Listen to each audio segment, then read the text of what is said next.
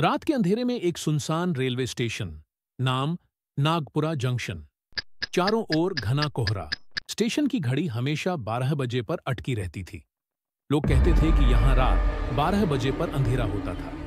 में रुकी ट्रेन कभी वापस नहीं जाती। कहानी की शुरुआत होती है रघु और बबलू से, दो गांव के शरारती लड़के जो हर डरावनी बात का मजाक उड़ाते थे। एक रात गांव के बुजुर्ग मुंशी जी ने बताया, स्टेशन पर मत जाना, वहां एक बंजारन की आत्मा भटकती है जो हंसते हंसते रुला देती है। बबलू हंस पड़ा। बंजारन नहीं, बंजारन का मेकअप डरावना होगा। दोनों ने रात 11:45 पर स्टेशन पर जाने की ठानी। अंधेरा, झींगुरों की आवाज और स्टेशन का वीराना, सब कुछ अजीब था। बबलू ने रघु को डराने के लिए भूतिया आवाज में कहा, रघु पीछे देख। रघु पलटा, लेकिन कोई नहीं था। बबलू खिलखिलाया, बंजारन के देवर लग रहे हो। रात के 12 बजते ही एक पुरानी सी ट्रेन की सीटी बजी। ट्रेन आई, लेकिन उसमें कोई ड्राइवर नहीं था, केवल धुंधली परछाइयां। दोनों ने हंसी मजाक छोड़ दिया और ट्रेन में चढ़ गए। सोचा कि मजा लेंगे। अंदर की बत्तियां टिमटिमा रही थी। हर कोच में खाली सीटें, लेकिन धीमी धीमी हंसी गूंज रही थी। रघु ने कहा, भाई ये हंसी तो अपनी वाली नहीं है। बबलू ने जवाब दिया, तेरी हंसी से तो अच्छी है।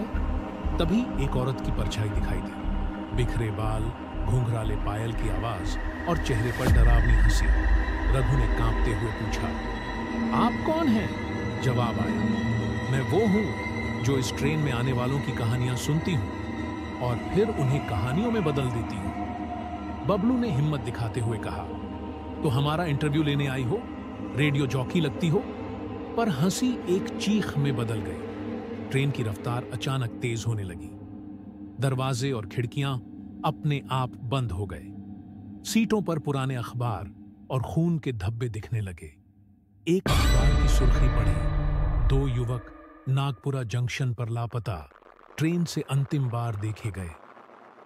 बबलू ने कांपते हुए कहा, भाई ये तो कल की तारीख है। तभी पीछे से एक भूतिया हंसी आई। कहानी अभी बाकी है। अचानक ट्रेन एक जोरदार झटके के साथ रुक गई। खिड़कियों से झांक कर देखा तो एक उजाड़ गांव नजर आया। टूटी फूटी झोपड़ियां, सूखे पेड़ और जगह जगह काली राख के ढेर। एक बोर्ड पर लिखा था, आत्माओं का गांव, यहां जीवित केवल कहानियों में मिलते हैं। बबलू ने डरते हुए कहा, भाई ये गांव तो हमारे नक्शे में भी नहीं था। तभी एक बूढ़ा आदमी प्रकट हुआ, झुकी कमर, सफेद आंखें और हाथ में पुराना लैंप। उसने कर्कश आवाज में कहा, स्वागत है, किस कहानी में मरना पसंद करोगे? रघु ने हिम्मत दिखाते हुए कहा, हमें जाना है। बूढ़े ने हंसते हुए कहा, जाओ, लेकिन कहानी पूरी किए बिना नहीं जा सकते। तभी कई परछाइयां हंसती हुई आगे बढ़ी। बबलू चिल्लाया, भाई ये सब आत्माएं हैं। रघु और बबलू की धड़कनें तेज हो गईं। बूढ़े ने कहा, यहां हर आत्मा कभी कहानी थी जो अधूरी रह गई।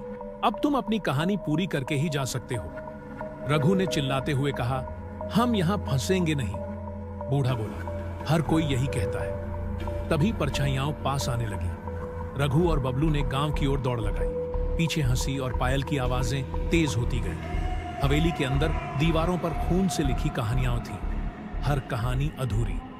बबलू ने पढ़ा, जो डर से भागता है वो कहानी का हिस्सा बन जाता है। दरवाजे पर दस्तक हुई। वही बंजारन की आवाज गूंजी, कहानी खत्म करो वरना कहानी तुम पर खत्म होगी।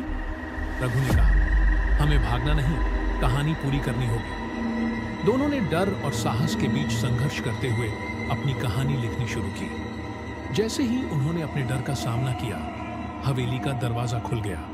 परछाइयां विलुप्त होने लगीं और ट्रेन की सीटी बजी। सुबह की पहली किरण के साथ दोनों गांव लौट आए, लेकिन अब उनकी आंखों में डर नहीं, बल्कि एक नई कहानी थी।